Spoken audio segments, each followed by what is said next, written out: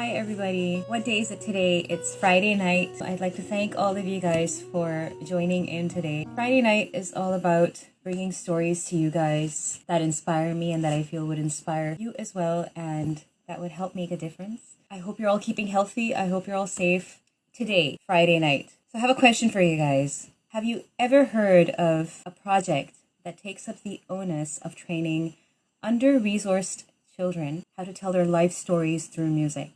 I hadn't, and which is why I feel so thrilled and so inspired to have Faith Gonsalves on board, who is the founder of this project, which is called Music Basti. And Music Basti is all about teaching under-resourced children, training them, teaching them music, teaching them how to songwrite, tell their life stories, talk about, and I can think of so many things that they can express through the music and through the technicalities that they're trained in through Music Basti, and to put that out there eventually in the form of a performance. Without further ado, I would like to add Faith Gonsalves, very rightfully been selected for the Forbes 30 Under 30 first ever Asia list in 2016, and she's with us here today. And Faith, thank you so much for being a part of Friday night. Hi, thanks so much for having me. It's my pleasure to be here. How are you?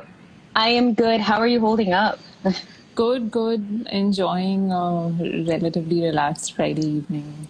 Thanks. I put up this little post of the artwork of Friday night, and I saw a message and a reply from Vishal, and he mentioned how big a fan of yours he is, and he asked me to convey that was his very regard. kind. Yeah. Thanks. Yeah. Faith, so I was going through your profile. I was going through everything you do, and I was going through the profile of Music Basti. I just call it Music Basti. That's just so messed up. It's okay. Many people do that. It's fine. Yeah, so I think it was more of a spoonerism than Music Basti. Music must be, Anyways, I was going through your entire profile, and I am in so much awe of the thought put behind this. I would really want to know if there's an anecdote or if there's something that caused you to be like, okay, this is what I want to do. I want to help these children train, and I want to give them a platform, and just all of that. Can you please tell us about that? Sure. Again, there was no grand plan or big plan or anything like that. I was basically a teenager still. I was 18, I think. And I'm not a professional musician. So when I was in college in Delhi, and I was in my second year, I think. So I was singing with college choirs and things. Then I was mentioning, they're not very active right now, but an amazing group called Artists Unlimited as well. So I had a lot of friends who were, young, professional, semi-professional musicians. And I remember when again, as a young person, one of my refuges in school, honestly, was my music teacher and the music room. And even until, recently, I have recurring dreams. I mean, I'm in my early 30s now, but going back to when I was 7 and 8 of finding my way in my first school to my music teacher's room, and, just the feeling of safety, security, and being able to be yourself and all of that.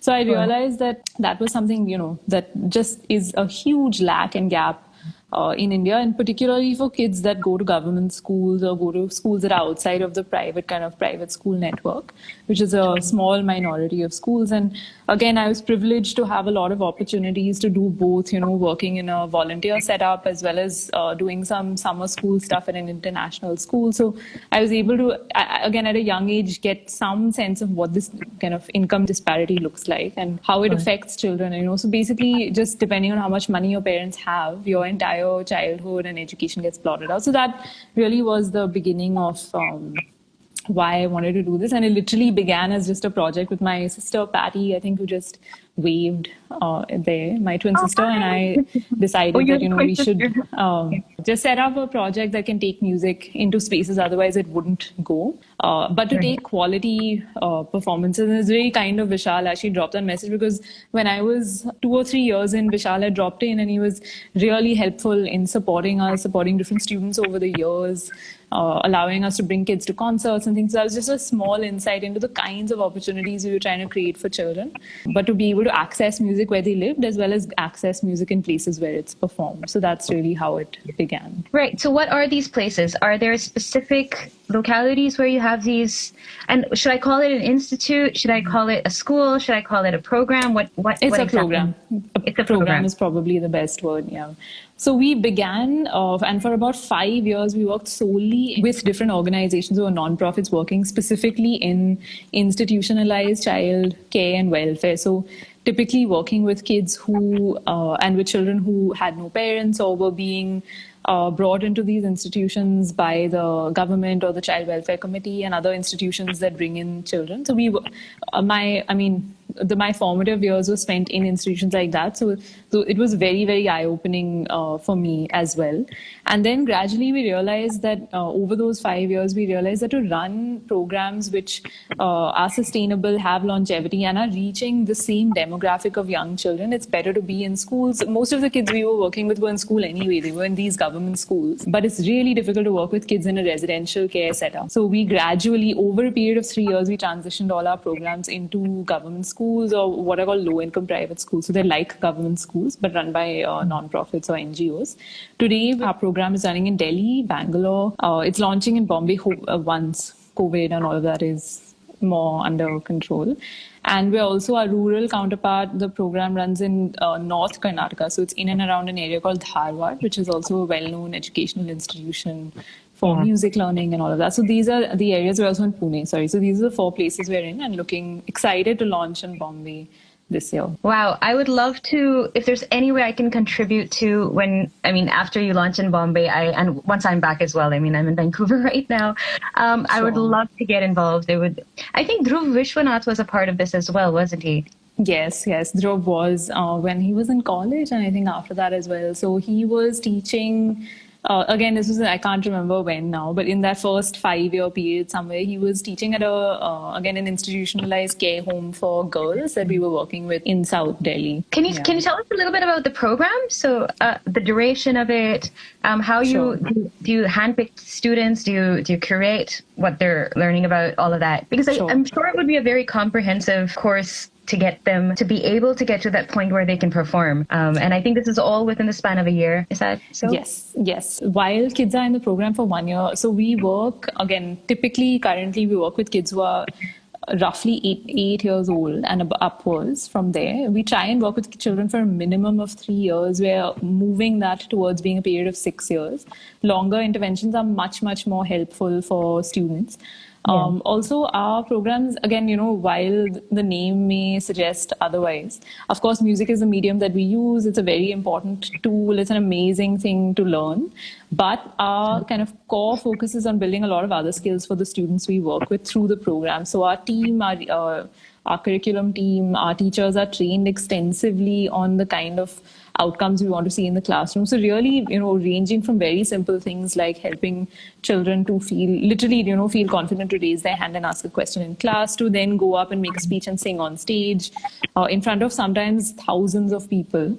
That is the range of skill you want to look at building in the child. So obviously it's great if they learn how to sing really well, but that is not a measure of success in the way our curriculum is designed. But yeah, so like I was saying, we're looking at minimum of 3 years to 6 years. We have a mix of it's not specifically using Hindustani or any kind of mode of teaching, but it's trying to draw from different ones to help basically build competencies with basic musical skills, and then also build competencies with a lot of social and what we call life skills. So things like helping children to learn how to work in a group, work in a choir, work together, perform on a stage. So all of these things lend themselves really beautifully, especially for children, in their formative years, to build a lot of critical skills around things that would otherwise, also help you as an adult to get a job, to present yourself a certain way, to also have an awareness of what is happening in your country or what is happening in the world, etc. So that's kind of broadly, and we have a specific framework that we work within in terms of the kind of life skills and what we call leadership skills that we're working to build with the children. And you mentioned selection, and so we don't select students or anything. The idea is that if you would like to learn, it is available to you. We try and introduce the program to as many children in a specific class or grade as possible, and resources and time and teachers and so on permitting. Everyone should have the opportunity to learn. That is at the heart of the ethos of the program. Got it. And this is a nonprofit organization, is it? So yes. How do you get the funding going for this? And people who are watching, fans who are watching, people who would love to contribute, how can we do that? No matter, I think, what size an organization reaches, whether you're serving, 8 kids or 80 kids or like 800 or 8,000, you always need people to support you. Our program is housed in an organization called Enabling Leadership. maybe drop the link in the chat box. I'll send it to you as well. So there's a donate link there. Currently, we have some people running campaigns trying to help us raise sponsorships for students. So the way that we've structured how to help, anyone who would like to support a child in our program is to let them know that, it costs us roughly 10,000 rupees to support one child for 1 year. That includes a minimum of around 50 training sessions or lessons that they have, and our group sizes are roughly around 25 kids in our class. We also have a mid-year concert and an end-year concert, so the kids have two built-in opportunities for performance, and our annual concert, the one that's at the end of the year, that's an amazing platform because it's basically designed like, a public, concert, the kind of concert that, you would perform at, maybe not as big. But you'll have anywhere from 500 to 1,000 to 1,500 people there, and the kids, and it is produced. Yeah, it's amazing, and it's a great way for students to have an opportunity to present what they've been working so hard on for the whole year. And what is also really unique about our concerts, and we introduced this program about 7 years ago now, our students basically through the lessons and through the curriculum, they're learning about music and different kinds of concepts and so on and how to apply them. But our students also work on writing original songs that they perform at the end of the year concert. So the whole concert is just students performing their original compositions, and we usually have a band set up to support them and so on. So it really has a very kind of grand and celebratory kind of atmosphere and feeling. And we try and record all the music as well so that then it's available for them, it's available for anyone. And a lot of the music is it is really fun to listen to, which is what you want also at the end of the day. But it also like an audio podcast or something of we do. We have a lot of stuff on YouTube if you check that out. Okay, so if we just, guys who are watching here, if you just type in music Basti, does it come up? Do you have live performances? Yeah, so this is not great because we weren't amazing at using YouTube. So we have a Music Basti platform. I think it's called Music Basti AVs, unfortunately, because we forgot the password of the original one. And then a lot of our new stuff from the last 2.5 years is also on our Enabling Leadership platform, which is just, / enabling leadership. And a lot of material, you'll find great videos there as well. Perfect. Guys, search for Enabling Leadership on YouTube. There'll be lots of music. There'll be lots of videos with students. There's loads of interesting stuff to check out. Yeah. All right. Great. And there was just something that really, really caught my attention. And I just absolutely loved this. So I'm going to... हर व्यक्ति की एक आशा होती है, उम्मीद होती है कि वो एक जिस जिंदगी में वो व्यतीत कर रहा है अपना जीवन, उस जिंदगी से आगे निकले, उस समय से वो आगे बढ़े.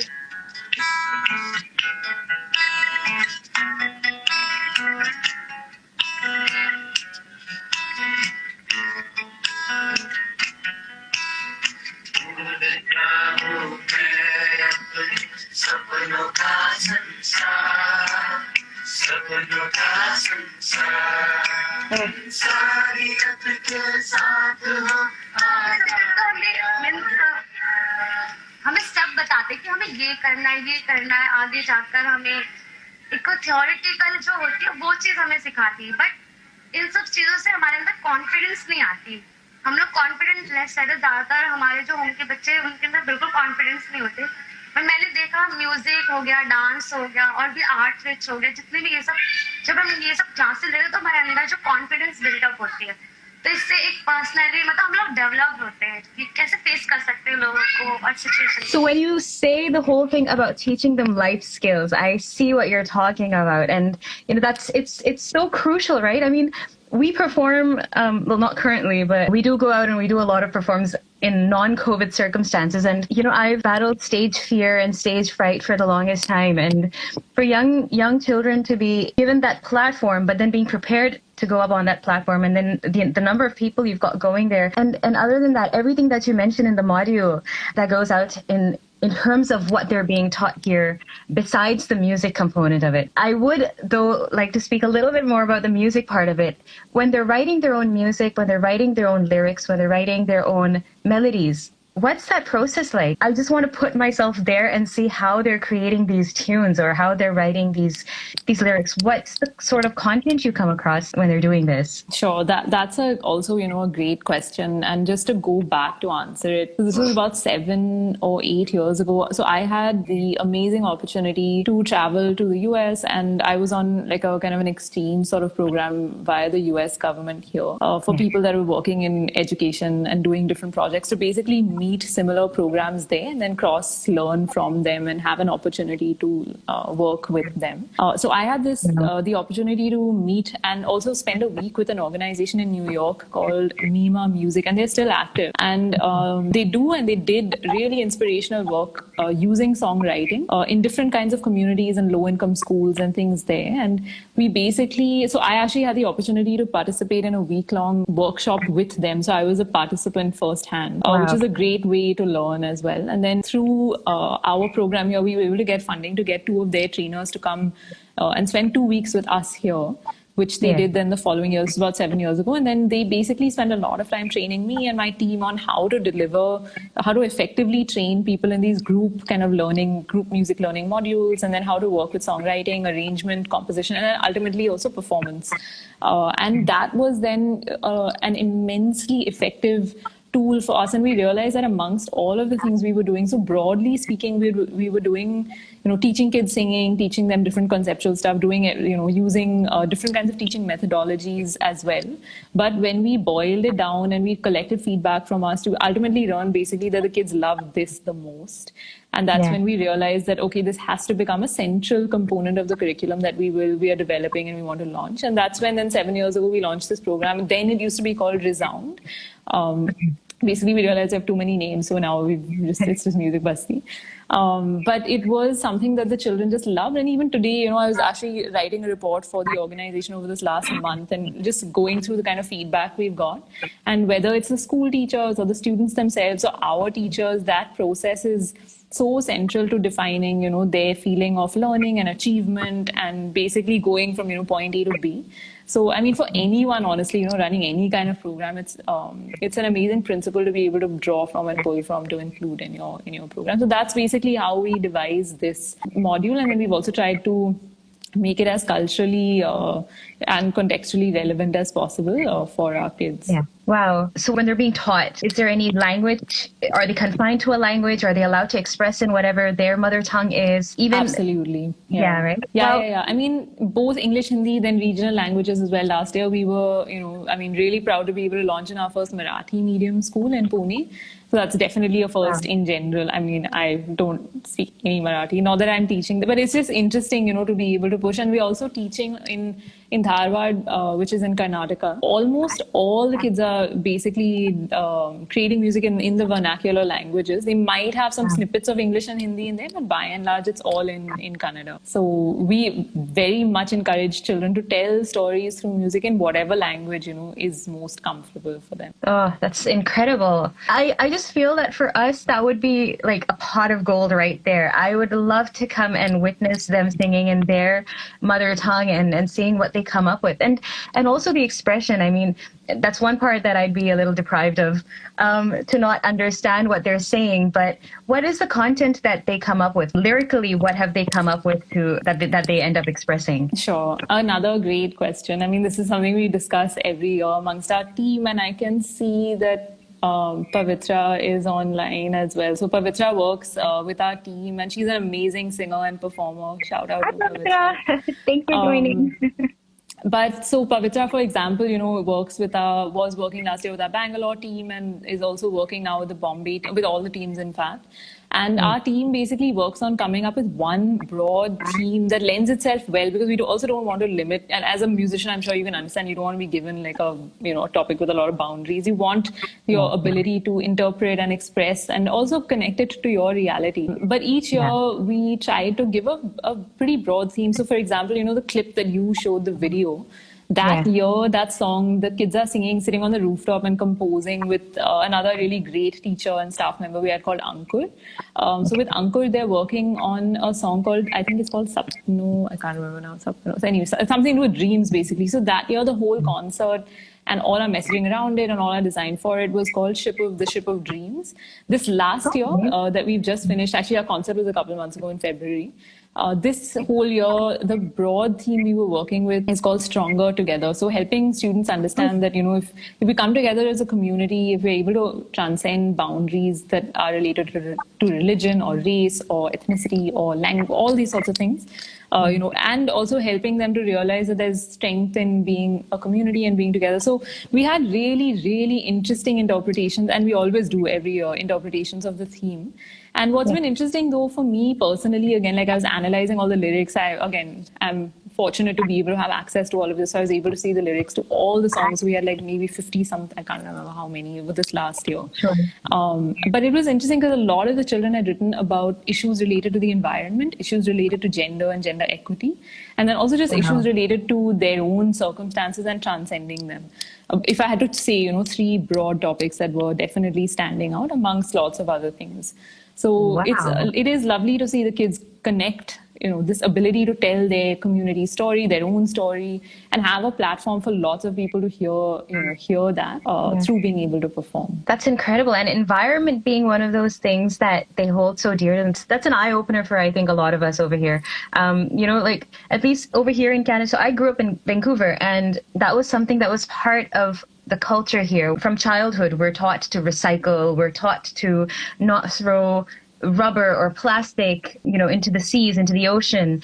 It's just how we're raised. So as we age, it's regular practice for us to not litter, to not, to throw compost where it belongs. But in India, that's not part of, and I've studied there as well, and that was never part of the curriculum or just, and so for children who are going to government schools, for them to bring that up in their music is, I don't know, that's just so incredible. Faith, thank you so much for being a part of this. I'm sure there's a lot of gold in what you just said for a lot of people who are here, and I'm sure there's a lot of inspiration they'll seek out of this. If you could tell me what the future, besides you wanting to extend to Bombay, what does the future of Music Basti have? I'm never going to call it Music Basti again, I know that for sure. You've asked the most difficult question at the end. No. But it's a critical question. For me, again, for someone who has worked for a long time to create something, again, with a lot of other people, I think if I look at the future, all I can hope for, honestly, is that lots of other young, energetic musicians come forward, that they carry forward the cause. It's not about the name or the brand or, specific. It's about taking forward the philosophy and the ethos of making music accessible and also using it to teach so many other things that it can to children that genuinely deserve to learn it, and just not having the economic means is no reason to not have access to it. So that's always been something that, I hope for and wish for. And a couple of months ago, after 12 years, I moved out of working directly with it. So I'm definitely associated with the program, working with, with the organization and the team, but no longer in a full-time or in an employee capacity, basically.